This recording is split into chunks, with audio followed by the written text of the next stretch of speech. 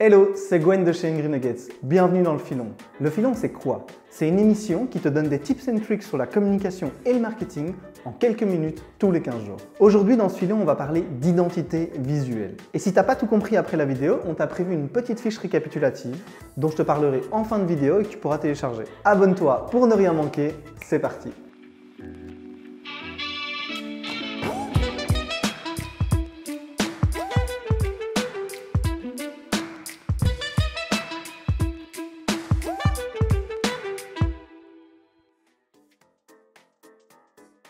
Comment créer une identité visuelle impactante? C'est une des questions que tu es amené à te poser au moment où tu vas créer ou faire évoluer ton entreprise. Ton identité visuelle sera le physique de ton entreprise, l'ensemble des éléments graphiques qui vont caractériser ton image. Ce sont des éléments qui permettront à tes clients et tes prospects de t'identifier facilement. Et tous ces éléments qui composent ton identité visuelle sont réunis dans un document qu'on appelle la charte graphique. Mais une charte graphique, c'est quoi? C'est un document qui, en plus de réunir tous les éléments visuels qui vont composer ton identité graphique, va permettre de cadrer l'utilisation de ces éléments et garantir leur bonne application. Par exemple, si tes couleurs c'est le bleu et le jaune, ce sont ces couleurs qui seront prioritaires sur tous les supports. Si tu veux apporter d'autres couleurs, il faudra faire attention qu'elles ne prennent pas le dessus sur les couleurs qui font la base de ton identité visuelle. Et de la même manière, si tes éléments graphiques sont mal cadrés, ton image ne sera ni reconnaissable ni claire. Mais du coup, qu'est-ce qu'on va trouver dans une charte graphique? On va évidemment y trouver ton logo. Le logo, c'est le premier élément que tu dois créer. C'est le cœur même de ton identité visuelle et c'est de là que tout démarre.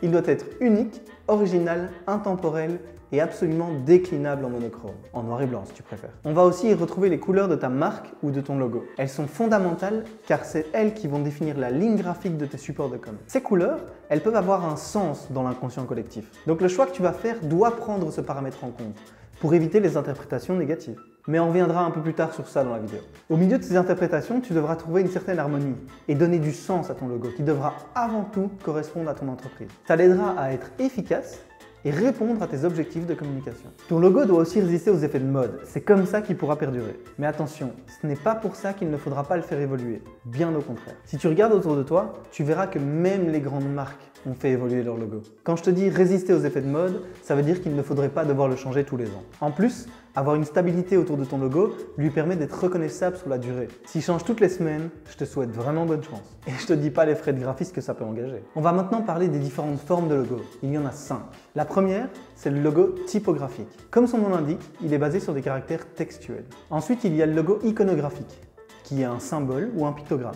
Il est uniquement composé d'une représentation de la marque, sans textuellement donner son nom. Il y a aussi le logo combiné, qui est un mix entre les deux premiers. Le logo mascotte, qui met en scène une figure qui servira d'ambassadeur à ta marque. Et enfin, le logo emblème, que tu as d'office vu si tu as regardé un match de foot ou si tu es passé devant un Starbucks. Passons maintenant aux typographies. Les typographies sont les formes de police de caractères qui vont mettre en avant le texte ou l'image visuelle de ton logo. Elles sont utilisées pour tous les documents qui vont faire partie de ton identité visuelle. En même temps, ça paraît évident.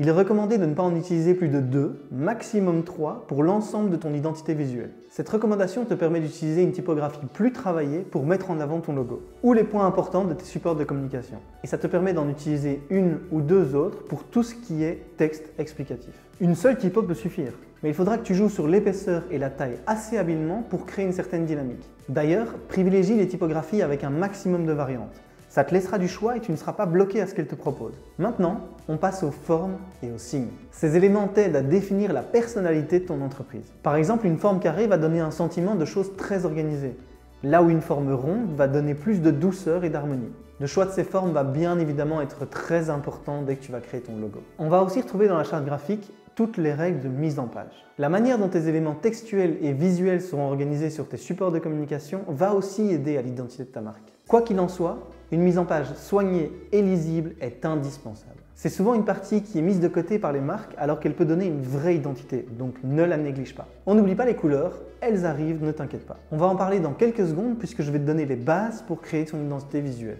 Tu te souviens dans le dernier filon quand je te disais comment trouver ton why? Si tu ne l'as pas encore vu, je t'invite à aller le voir. On y parle de mission, vision, valeur. C'est autour de ces éléments que tu vas pouvoir créer l'identité de ta marque. Et ainsi, elle pourra transmettre au mieux l'ADN de ton entreprise. Si tu as déjà une entreprise et que tu veux la faire évoluer, n'hésite pas à demander à tes clients la manière dont ils perçoivent ton image. Ça pourrait t'aider à évoluer dans le bon sens. Une fois que tu as ces éléments en tête, tu peux commencer à réfléchir à ta palette de couleurs.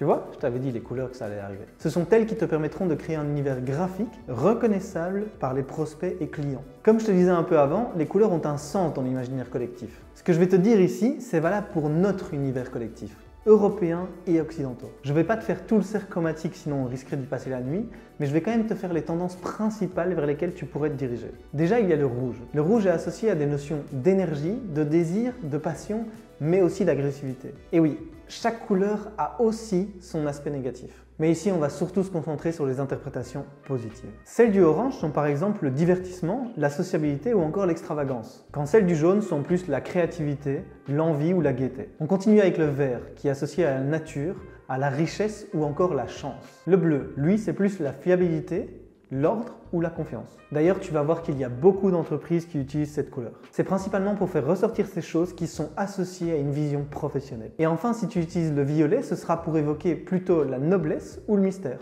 Mais attention, parce que ça veut aussi dire solitude et mélancolie. Si tu as déjà une idée des sentiments que tu veux que ta marque suscite, ça va déjà t'aider dans les choix de couleurs que tu vas faire. Et ensuite, on a le choix des typos. On en a déjà pas mal parlé avant. Donc si tu veux en savoir plus, je t'invite à télécharger la fiche technique qui est en description. Tu n'as plus qu'à cliquer sur le lien. Et enfin, dernier point, on a parlé de pas mal de choses, mais le plus important, c'est de trouver une cohérence d'ensemble. Et c'est justement là que la charte graphique est importante. Elle va te permettre de créer un cadre. Et si tu suis ce cadre, tu vas pouvoir être beaucoup plus identifiable. La cohérence, c'est aussi l'harmonie visuelle que tu vas devoir créer. Le chaos visuel, c'est rarement une bonne idée, même si ça peut justifier dans certains cas. Mais il va falloir l'assumer. En conclusion, suis ta charte graphique, mets en avant tes couleurs dominantes et tes 2-3 typographies. Ne change pas en cours de route. Après tout, ça relève du bon sens, non? Mais ce que je peux te conseiller, surtout si tu n'as pas les compétences, c'est de faire appel à une agence pour t'encadrer. Ils connaissent sur le bout des doigts les processus, les tendances et sont habitués à ce genre de travail. Alors, t'as capté? Si t'as pas capté ou que tu veux en savoir plus, clique sur le lien en description et télécharge la fiche technique. N'hésite pas à t'abonner et on se retrouve dans 2 semaines pour le prochain filon. Ciao!